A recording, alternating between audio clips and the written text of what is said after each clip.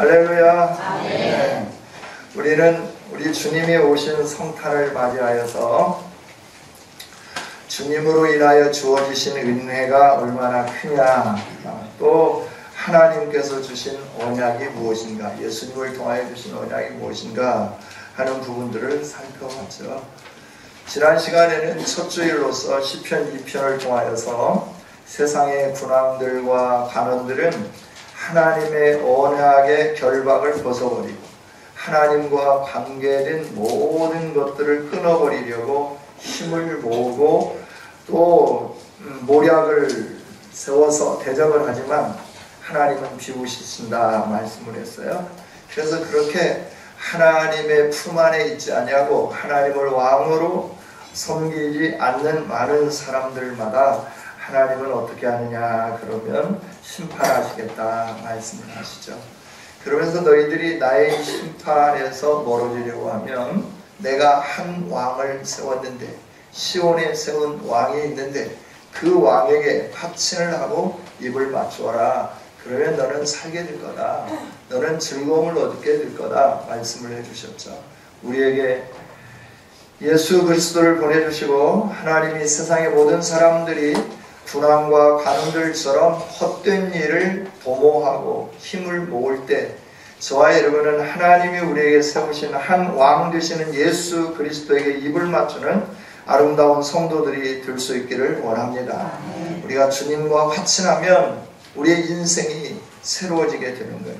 주님으로 인하여 행복이 있고요, 주님으로 인하여 기쁨이 있고요, 주님으로 인하여 우리의 삶의 활력이 넘치게 되는 줄 믿습니다. 아멘. 이런 은총과 복이 주님과 화친을 누리고 주님을 신뢰함으로 주님과 함께 연합한 우리 모두에게 풍성히 임하기를 우리 주 예수님의 이름으로 축복합니다. 아멘. 오늘은 두 번째 시간으로서 이사야를 통하여서 주시는 메시아 언약에 대해서 살펴보기를 원합니다. 오늘 우리가 함께 읽은 말씀은 구약성경 역대하 28장 1절부터 27절에 자세히 기록되어 있고 열왕기하 16장 1절부터 5절까지 말씀에도 잘 기록이 되어 있습니다. 우리가 성경을 이해할 때마다 항상 먼저 역사를 살피는 것이 중요해요. 왜냐하면 하나님이 말씀을 할 때 그냥 역사와 상관없이 말씀을 선포하시는 분이 아니라 하나님이 말씀을 이해할 수 있도록, 하나님의 말씀을 사람들이 이해할 수 있도록 시간 안에서, 공간 안에서 일어나는 사건들을 사용하여서 하나님께서 계시하시고 말씀하시기 때문에 그렇죠. 그래서 저희들이 성경을 읽을 때마다 이게 무슨 배경인가, 이사야서 이 말씀을 모르겠으면 열왕기하로 가고 역대하로 가서 그 시대의 상황을 쭉 살피는 것이 좋죠. 오늘 말씀을 보면 배경은 아수르 왕국이 마지막으로 강성해져서 유다를 아주 괴롭게 만들고 힘들게 만드는 상황에까지 이르는 그런 현실이 이르게 되었다라고 하는 것을 말씀을 해줘요. 그런데 이 아수르라고 하는 나라는 남유다의 아하스가 화친을 맺었던 나라인데 그 나라가 그렇게 화친을 맺었음에도 불구하고 유다에 대해서 참 힘든 일을 많이 행하게 되는 거죠.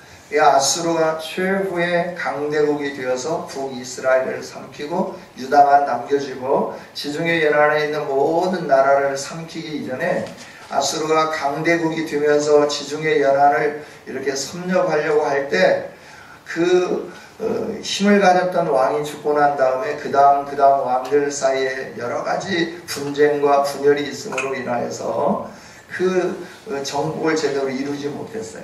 그러면서 이제 힘이 생겨진 게 뭐냐면 아람이라고 하는 나라가 힘이 생겨지고 아수르가 힘이 연약해질 때 아람과 북이스라엘이 힘을 모으면서 그리고 주변에 있는 나라들과 힘을 모으면서 남유다를 공격하게 되는 거죠. 남유다를 공격하는 것은 후방을 안전하게 만들고 북방에 있는 아수르와 전쟁을 해서 자기들의 입지를 굳히려고 하는 그런 때였다라고 하는 거죠. 그런 상황 속에서 이스라엘의 번영이 있고 남유다에도 번영이 있고 그런 번영이 있음으로 인하여 그들이 하나님을 의지하고 살아야 되는데 하나님을 의지하지 않고 살았다라고 하는 거예요. 하나님 없는 삶을 살았다라고 하는 것이죠. 하나님 없는 삶을 살면서 그들이 계속해서 죄악을 범하고 자기들 임의대로 살아가니까 하나님이 다시 아수르를 강성하게 만들어주는 거예요. 그래서 아수르 새 왕을 세우고 그 새 왕의 별명을 불이라 불릴 만큼 아주 성질이 급하고 포악한 왕을 세워서 아수르 국력을 회복하고 영토를 확장을 꾀하는 이때에 일어난 사건, 그게 바로 열왕기하 16장 1절부터 5절에 있는 말씀이고 역대하 28장 1절부터 27절까지 있는 말씀이다라고 하는 거죠. 이렇게 유다가 그 이스라엘과 아람이 연합해서 침공에 오는 그 상황 속에서 함께 연합하기를 원할 때 유다 아하스 왕은 아니 나는 너희들하고 함께 연합하는 게 아니라 아수르와 연합할 거다. 그로 인해서 아람 왕과 이스라엘 베가 왕이 힘을 모아서 아람 르신과 이스라엘 베가가 힘을 모아서 유다를 공격했죠. 유다를 공격해가지고 많은 전리품을 아람에게 빼앗겨가고 이스라엘 군대에 의해서도 많은 것을 다 빼앗겨가게 되었어요. 하루에 유다에 있는 군인들 12만 명이 죽는 이런 참극이 있어지게 되었고 모든 걸 다 빼앗기게 되었다라고 하는 거죠. 이렇게 반아수르 정책을 실현하려고 하는 아람과 북이스라엘에 의해서 유대가 정복되어져 가고 있는 상황이다라고 하는 거죠. 이렇게 유대가 정복되어져 가는 상황 속에서 하나님은 예루살렘만 남겨두시고 그리고 예루살렘을 남겨두신 하나님께서 아하스 왕에게 너가 이런 아픔을 겪는 일이 무엇인 줄 아느냐? 내게로 돌아오면 내가 너에게 은혜를 베풀고 긍휼을 베풀겠다라고 말씀을 하죠. 그럼에도 불구하고 그들은 주님께로 돌아오지 않습니다. 이 아하스 왕은 왕위에 오를 때 20세의 왕에 올라가지고 예루살렘에서 16년을 통치하는데 여호와 보시기에 정직하지 않은 길을 선택하고 이스라엘 왕들의 길로 걸어갔죠. 바알의 우상을 부어 만들었고 흰놈 골짜기에 분향하면서 하나님이 쫓아낸 가증한 이방인들의 일들을 본받아서 자녀들을 불살르는 몰렉신까지 섬기는 그런 일들을 행했고 산당을 여러 곳에 지었고 작은 산이든지 모든 푸른 나무 아래에서는 이런 이방신들을 섬기는 아주 바알을 음란하게 섬기고 다른 이방신들을 음란하게 섬기는 이런 일들을 행하게 되었죠. 그때 하나님이 아하스에게 오셔서 내가 왜 너를 아람 손에 붙인 줄 아느냐? 내가 왜 너를 이스라엘 손에 붙인 줄 아느냐? 조상들의 하나님 여호와를 버렸기 때문이다. 그러니 너가 내게로 돌아오면 내가 너를 도와주겠다라고 약속을 하는 거죠. 내가 너를 도와줄 테니까 너는 내게로 오라라고 분명하게 말씀을 선언해 주는 거예요. 그럼에도 불구하고 아하스는 주님께로 돌아오지 않죠. 그때 하나님은 이사야 선지자를 아하스에게 보냅니다. 아하스에게 보내면서 뭐라고 말씀하느냐 그러면 네가 이렇게 하나님을 못 믿겠냐? 왜 하나님께로 못 돌아오느냐? 하나님이 너와 함께 한다고 하는 사실을 하나님이 분명히 약속해 주셨다. 그 하나님을 못 믿겠으면 네가 그러면 하나님이 나의 하나님 되고 우리의 하나님 되심을 알 수 있도록 징조를 보여주세요. 네가 이렇게 하나님께 구해라. 높은 곳에서 구하든지 낮은 곳에서 구하든지 이 말씀 뭐냐면 네가 원하는 대로, 네가 어떻게 하면 하나님을 믿을 수 있는지 하나님 앞에 징조를 구하는데 네가 원하는 대로 다 구해라. 무엇이든지 다 구해라. 그러면 하나님이 그 징조를 너에게 나타내 보여주면서 너를 하나님이 도와주시고 너를 구원해 주신다고 하는 확증을 너에게 보여주겠다라고 이렇게 말씀을 하는 거죠.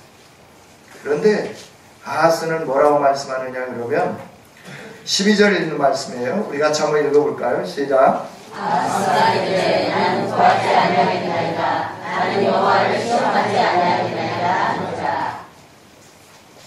어떻게 보면 아하스가 믿음이 참 대단한 것 같죠. 하나님, 나는 하나님에게 뭘 징조를 구하고 그러면서 하나님을 믿는 사람이 아니라 정말 내 마음으로 하나님을 잘 섬기겠습니다 라고 이렇게 고백하는 것 같죠. 그러나 이 말씀의 원뜻은 그게 아니고 하나님이 돌아와서 돌아오라 라고 말씀하고 너에게 징조를 보여주시겠다 말씀하고 네가 징조를 무엇이든지 구하면 내가 나타나 보이겠다 하는데 나는 하나님께로 돌아가지 않습니다. 하나님의 도움을 받기를 싫어합니다. 이러면서 거절한 내용이 바로 12절에 있는 말씀이다 라고 하는 것이죠. 그때 13절에 이사야가 말을 하죠. 다윗의 집이여 원하건대 들을지어다. 너희가 사람을 괴롭히고 그것을 작은 일로 여겨서 나의 하나님을 또 괴롭히게 하느냐. 네가 백성들에게 우상을 섬기도록 강요하고 하나님을 떠나게 만들고 하나님을 예배하지 못하도록 한 것이 작은 일이냐. 그런데 네가 하나님께로 돌아오라 라고 말하는데 네가 하나님께로 돌아가지 않겠다라고 선언하는 이 일이 얼마나 하나님을 힘들게 하고 어렵게 만드는 일인 줄 아느냐라고 말씀하는 거예요. 그러면서 너가 징조를 구하지 않지만 내가 징조를 너에게 나타나 보여주겠다. 그게 바로 오늘 10절에 있는 말씀이죠. 14절에 있는 말씀이죠. 같이 한번 읽어보겠습니다. 시작. 그러므로 주께서 친히 징조를 너에게 주실 것이라. 보라, 처녀가 잉태하여 아들을 낳을 것이요 그의 이름을 임마누엘이라 하리라. 아멘. 하나님께서 하나님을 거역하고 하나님 싫다라고 도망가는 그 아하스에게, 유다에게 하나님은 말씀해 주시는 거예요. 나는 너를 선택했다. 나는 너가 내 백성임을 분명히 선언을 했다. 그래서 내 마음이 변화지지는 않는다. 네가 행하는 이 모든 것 내가 정말 너를 쓸어버리고 새로운 민족을 세우고 싶은 마음이 있지만 내가 너를 선택했고 내가 너를 지명하여 불렀기 때문에 나는 너에게 이 징조를 보여주면서 내가 너를 구원하고 내가 너를 회복하겠다라고 말씀합니다. 네가 나를 떠나고 네가 나를 거역하고 내게로 돌아오라고 내가 아무리 선지자를 통해서 외치고 징조를 통해서 말하고 너에게 어려움을 주고 아람의 공격을 받고 북이스라엘의 공격을 받고 다른 나라의 공격을 받고 블레셋의 공격을 받고 이런 일들을 통하여 하나님 살려주세요. 내게로 돌아올 수 있도록 기회를 수없이 주고 수많은 선지자를 통하여 계속해서 말씀을 선포했지만 너는 나를 따르지 않고 내게로 오지 않았고 계속해서 악한 일을 행하면서 이렇게 살아가지만 나는 너에게 징조를 보이고 네가 나를 구하지 않더라도 내가 너를 사랑하기 때문에 너에게 징조를 보이겠다라고 말씀하면서 처녀가 잉태하여서 아들을 낳을 거다라고 하는 말씀을 해주는 거예요.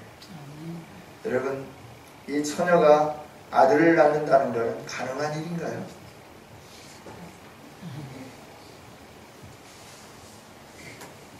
남자와 관계를 가지면 가능하겠죠.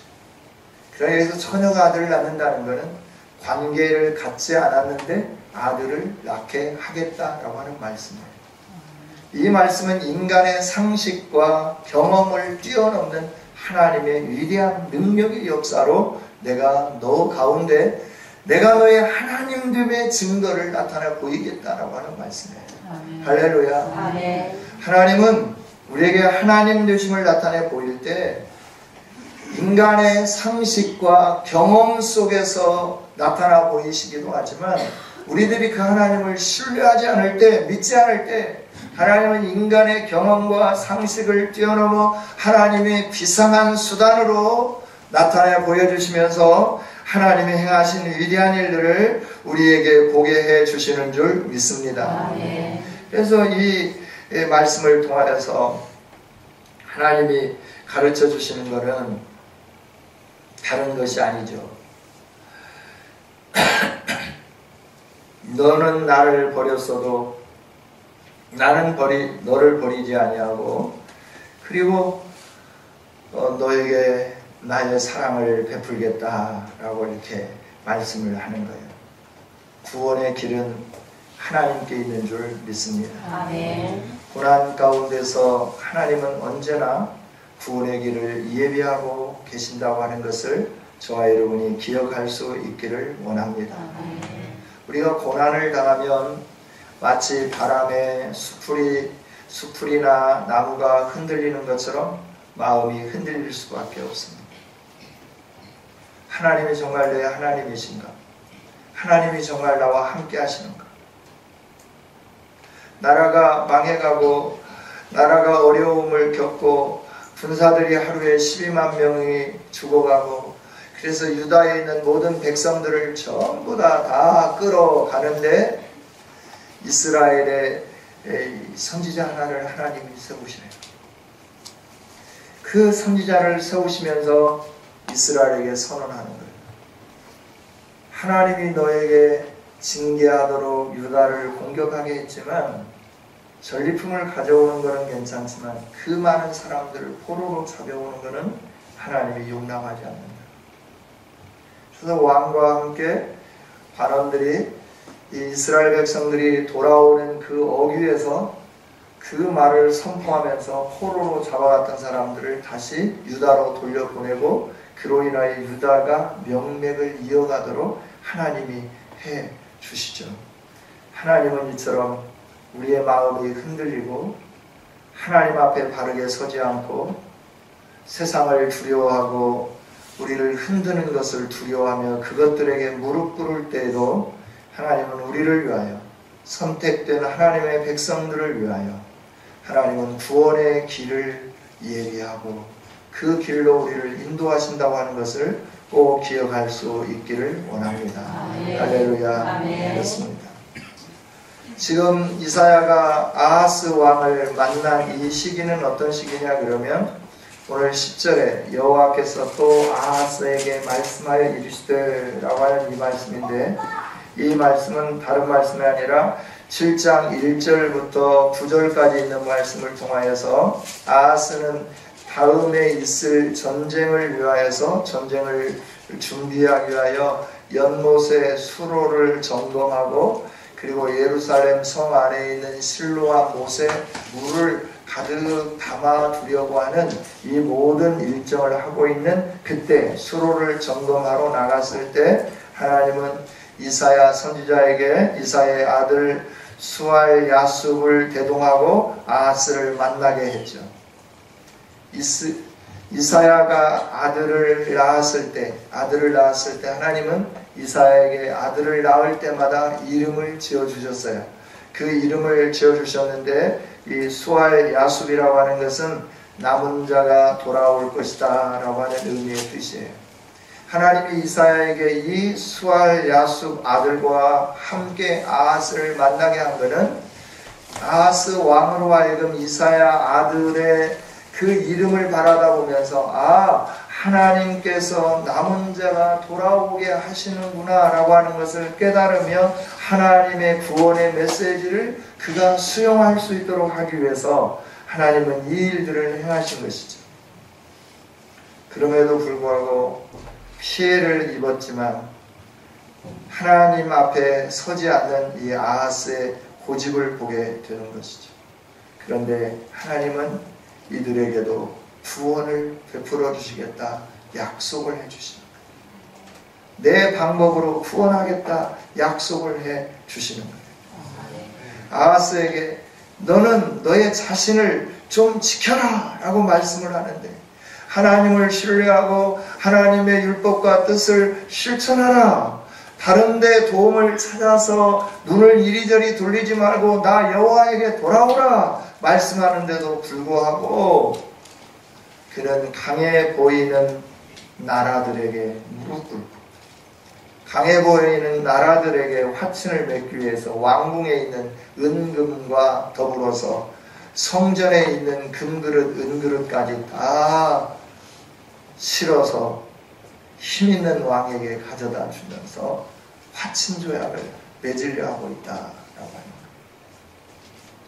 여러분, 우리는 하나님이 돌아오라 말씀하시는데 아직도 세상을 두려워하고 있지는 않습니까? 아직도 세상에 힘있는 자들과 화친을 맺어야 내 삶이 완전하다라고 생각하면서 어떤 사람이 힘있다, 그래서 그 힘있는 사람과 결탁하고 연합하기를 원하며 그들과 함께 하려고 하고 있지는 않습니까? 하나님 말씀해 주시죠. 세상의 모든 힘있는 것들이 다 내 손 안에 있다 라고 말씀을 하십니다. 하나님과 화친할 때 저와 여러분에게 위대한 하나님의 영광의 역사가 나타나게 되는 줄 믿습니다. 할렐루야. 정말 하나님과 화친하고 하나님 앞에 서갈 때 하나님은 저와 여러분에게 위대한 일들을 이루어 주시는 거예요. 근데 하나님은 참 좋으신 하나님이세요. 이렇게 하나님의 백성들이 거역하고 자기 임의대로 살아가지만 하나님은 계속해서 그들에게 기회를 허락해 주시는 거예요. 여러분, 우리의 신앙은 어떤 징조를 보고 믿는 것보다 보지 않고 믿는 믿음이 더 큰 줄 믿습니다. 예수님도 도마에게 그랬죠. 요한복음 20장 29절에서 너는 나를 본고로 믿느냐, 보지 못하고 믿는 자들은 복되도다 하십니다. 할렐루야. 어떤 증거를 보고 손에 잡히는 것이 있고 눈에 보이는 것이 있을 때 믿는 것은 어린아이의 수준이에요. 아직 믿음이 성장하지 않았으면 여러분 보여주시라고 기도를 하십시오. 하나님, 여러분 시험하는 자로 보지 않습니다. 시험이라고 하는 건 다른 게 아니라 하나님을 향하여 도전하는 게 시험입니다. 출애굽기 17장인가요? 마사의 물 사건이 있죠. 마사에 이르렀는데 물이 없습니다. 이스라엘 백성들이 모세를 원망합니다. 대적합니다. 이건 모세를 원망하고 대적하는 게 아니라 하나님을 원망하고 대적하는 거죠. 그리고 모세에게 말해요. 너가 하나님께 기도해서 우리에게 물 좀 주라. 이건 뭐냐면 너 물도 못 내려주면서 우리 먹고 마실 물도 제공해 주지 못하면서 네가 무슨 하나님이 세우신 종이냐, 네가 무슨 하나님의 백성을 인도하는 지도자냐, 비아냥거리는 거죠. 이건 결국 모세를 세우신 하나님을 향하여 대적하는 거잖아요. 이런 시험을 우리는 행해서는 안 되는 거죠. 그러나 하나님이 우리에게 여러 가지 일들을 통하여서 우리 믿음이 성숙될 수 있도록 하나님, 내가 하나님의 백성으로서의 온전한 길을 걸어가는지, 하나님의 자녀가 확실한지, 이런 증표를 얻기 위하여 하나님 앞에 묻고 하나님 앞에 징조를 구하는 이 일들은 가능하리라 생각이 듭니다. 여러분, 저와 여러분은 늘 하나님 앞에서 믿음으로 살 수 있는 아름다운 성도들이 될 수 있기를 원합니다. 할렐루야. 네, 하나님은 이처럼 아하스에게 하나님에게 기도해라, 돌아와라 말하지만 하나님을 거역한 그에게 이사야도 분노하고 하나님이 너를 심판할 거다라고 분노를 하면서 앞절 13절에서는 하나님은 너희의 하나님이, 13절 2절 이전에서는 하나님은 너희의 하나님이다. 11절에 너는 내 하나님 여호와께 한 징조를 구하라 라고 말했는데 13절에서 이사야는 하나님은 너의 하나님이 아니고 나의 하나님이다 라고 바꾸어서 말하게 되는 것을 보게 되는 거죠. 어찌됐든 하나님은 이 불신앙 속에서 이 말씀을 가지고 유다에게 소망을 주시는데요. 직접적으로 주시겠다고 하는 이 말씀을 통하여서 공경이 해결되는 것을 보여주시려고 했는데 그가 공경이 해결되는 것을 받으려고 하지 않았다라고 하는 거예요. 그래서 하나님은 아하스가 당면한 문제와는 관계가 없는 징조를 보여주시는 것처럼 우리가 볼 때는 그렇게 이해가 돼요. 분명히 14절에 있는 말씀은 메시아가 오실 것에 대한 예언이 분명합니다. 그러나 이 예언이 먼 훗날에 이루어질 것만을 말씀하는 게 아니라 그 즉시에도 하나님이 어떻게 구원하실 것인가 하는 것을 나타내 보여주시는 말씀이 14절에 있는 말씀이다 라고 하는 거예요.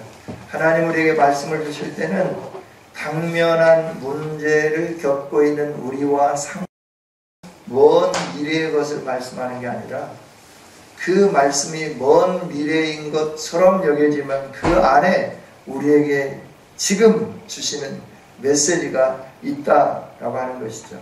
임마누엘이라고 하는 뜻이 무엇이죠? 하나님이 우리와 함께 하신다라고 하는 의미죠. 즉 구원자 메시아 예수 그리스도를 보내시겠다 하신 말씀이죠. 이게 하나님의 언약임을 마태복음 1장 22절에서 이 말씀을 인용함으로 분명하게 메시아 예수 그리스도를 보내는 예언의 말씀이었다 하는 것을 알게 해주시는 것이죠. 하나님이 보이신 이 징조는 당시의 상황과 깊은 관계가 있습니다. 그래서 14절을 볼 때 우리는 거기에 두 가지 의미가 복합적으로 내포되어 있음을 알아야 된다라고 하는 거예요. 하나는 문자적 미래적인 해석으로 처녀가 아들을 낳을 것인데 그 아들은 미래에 오실 메시아다라고 하는 사실과 함께 하나는 상징적인 것으로 아하스 시대에 적용되는 메시지다라고 하는 거죠. 처녀가 낳은 아들이 이 시대에 적용된다는 것은 뭐냐 그러면 하나님께서 사람의 능력과 계획에 의지하지 아니하고 온전히 하나님의 능력에 의해 태어나는 아들들이 나게 될 거다라고 말씀을 해요. 이 말씀은 좀 더 깊게 생각하면 아하스의 여러 가지 죄의 유혹이 있음에도 불구하고 그 아하스 죄악에 물들지 않고 여호와를 경외하는 사람들이 멀지 않은 시간 안에 계속해서 마치 새 아기가 태어나는 것처럼 새로운 삶을 영위하는 그런 사람들이 일어나게 될 것이다 라고 말씀을 해주는 거죠. 그러니까 흑암이 깊어져도 하나님께서 구원하시기 위해서 백성들 가운데 왕의 그 강압에 못 이겨서 왕 앞에 굴복하며 우상을 섬기는 이 사람들이 지배하는 이 땅에 하나님 머지않은 날 하나님을 경외하는 백성들을, 새로운 백성들을 세워내겠다라고 말씀해 주시는 의미가 바로 처녀가 잉태하여 아들을 낳는다는 이중적인 의미라고 하는 거예요. 할렐루야. 이해가 가시나요? 네, 제가 설명을 잘하고 있죠? 네, 잘하고 있으면 아멘 좀 해주세요. 네. 여러분, 이렇게 멀지 않은 미래에 새로운 아이가 태어나는 것처럼 새로운 삶을 살기를 결정하는 믿음의 용사들이 일어나게 된다 하는 거죠. 그래서 이 임마누엘은 먼 미래에 있을 메시아 탄생과 함께 가까운 미래의 형성들, 하나님의 경건한 백성들과 하나님이 함께하는 이 위대한 사건에 대해서 말씀을 해 주시는 거죠. 할렐루야. 그렇습니다. 임마누엘에 관한 두 가지 의미, 분명하게 설명을 해 드렸습니다.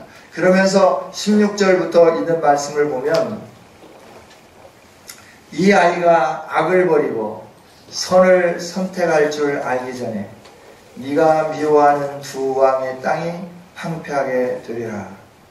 이 말씀은 뭐냐 그러면 아이가 태어나서 선과 악을 구별하게 되는 시간까지는 짧은 기간이죠. 그렇죠. 이 말씀은 시간이 얼마 지나지 않아서 이 일들이 너에게 일어나게 될 거다라고 합니다. 짧은 시간 안에 이 일들이 너에게 일어나게 될 거다라고 말씀해 주는 거죠. 너가 미워하는 두 왕인데 미워하는 게 아니라 미워한다고 하는 이 단어의 원 의미에 가까운 것은 두려워하는 이에요. 두려워하는. 이 아하스가 두려워하는 두 왕, 아람의 르신, 북이스라엘의 베가, 이 두 왕을 네가 두려워하기 때문에 악을 계속 선택하고 있는데 이 아이가 성장하여서 악이 뭔지 선이 뭔지 알게 될 그때 악을 버리며 선택할 줄 알 때가 될 때 너희들은 엉긴 젖과 꿀을 먹을 것이고 두 왕이 땅에서 황폐하게 되리라 라고 약속을 해주는 거예요. 그러니까 거룩한 백성들이 일어날 때 나는 너에게 이 일들을 이루어낼 거다. 그 백성들이 일어나는 시기가 그렇게 오래지 않을 거다. 그 오래 되지 않는 시간 안에 유다 땅에 이 거룩함을 추구하는 백성들이 일어나게 될 것이고 이들이 어린아이가 선과 악을 구별하게 될 때쯤 되면 너가 꿀을 먹고 너가 버터를 먹게 될 거고 엉긴 젖과 꿀을 먹을 것이고 두 왕이 망하게 될 거다라고 이렇게 말씀을 해주는 거죠.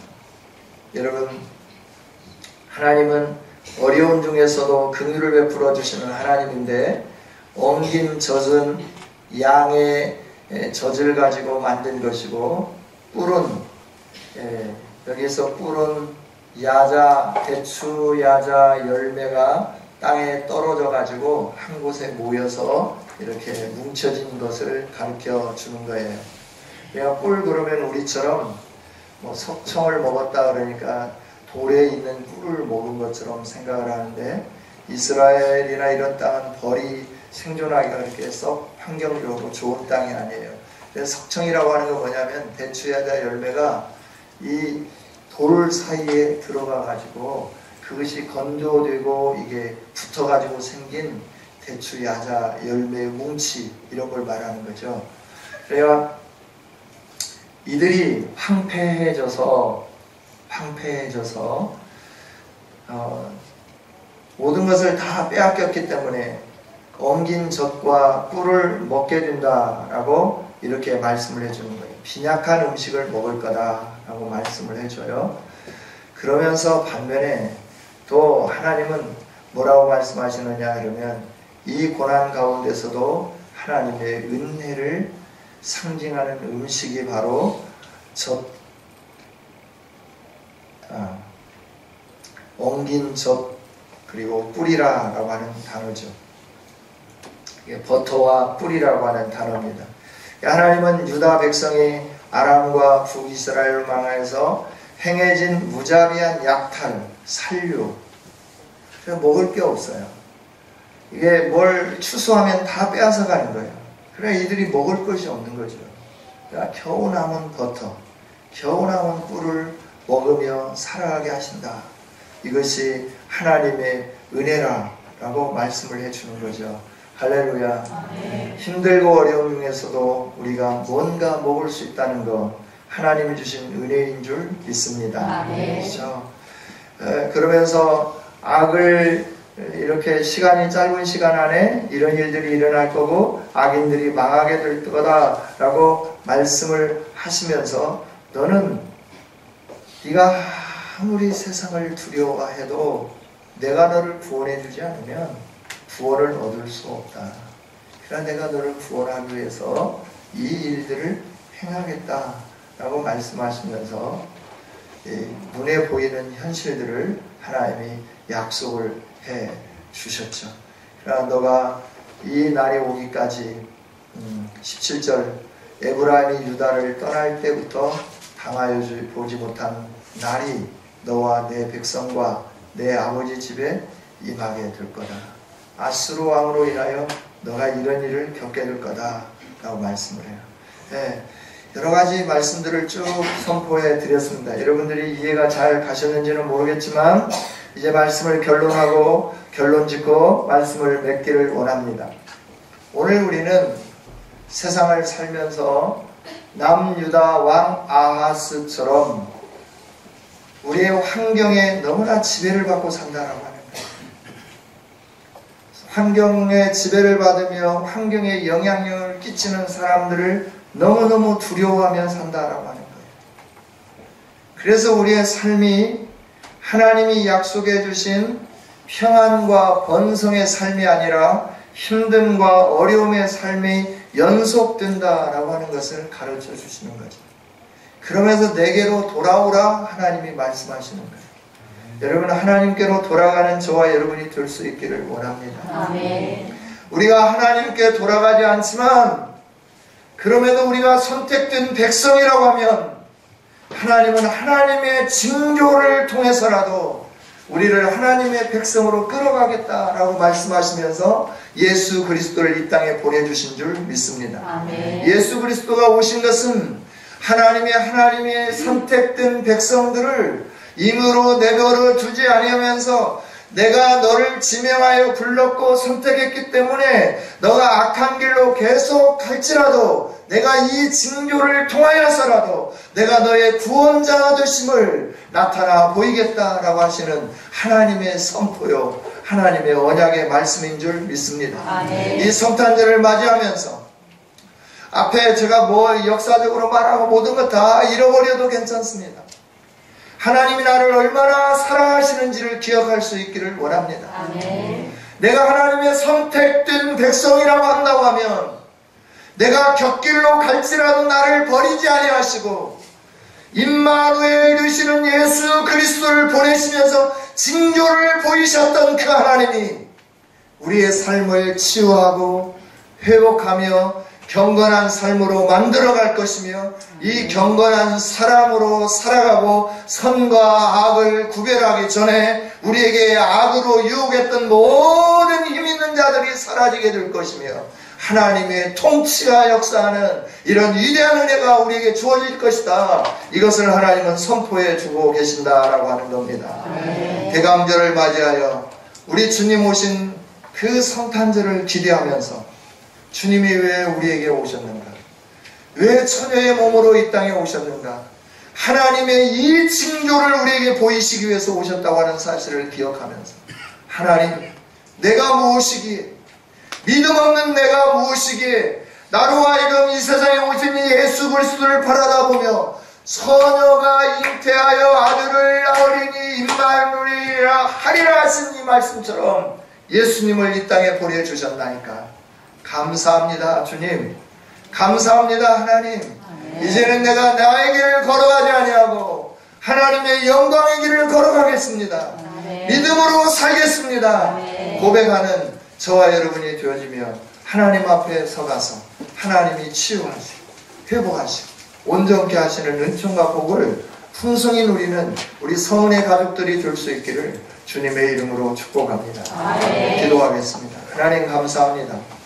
오늘도 귀한 말씀을 주시니 감사합니다. 이 잉태하여 아들을 낳는다는 것이 무엇인지 그 징조를 통하여 우리에게 알게 하기를 원하시는 하나님의 구원의 역사가 무엇인지 우리 모두가 볼 수 있는 영안이 열려지는 사랑하는 백성들이 되게 하여 주옵소서. 주님, 이제 우리는 세상에 우리를 두렵게 하는 것들에게 무릎 꿇지 않게 하시고 어디로 가야 내가 평안할지 이리저리 두리번거리지 말게 해주시고 내 삶이 공고해져 가고 내가 점점 어려워져 가고 내가 점점 힘들어 갈 때 주님이 내게 오라 부르시는 사인임을 알고 주님께로 달려나가 주님이 거하시는 그곳에서 안전을 누리며 평안을 누리며 회복을 받는 우리 모두가 되게 하여 주옵소서. 그래서 높은 산에 다니게 하시는 하나님의 은총과 복을 누리는 우리 모두가 되게 하여 주옵소서. 예수님 이름으로 기도하옵나이다. 아멘.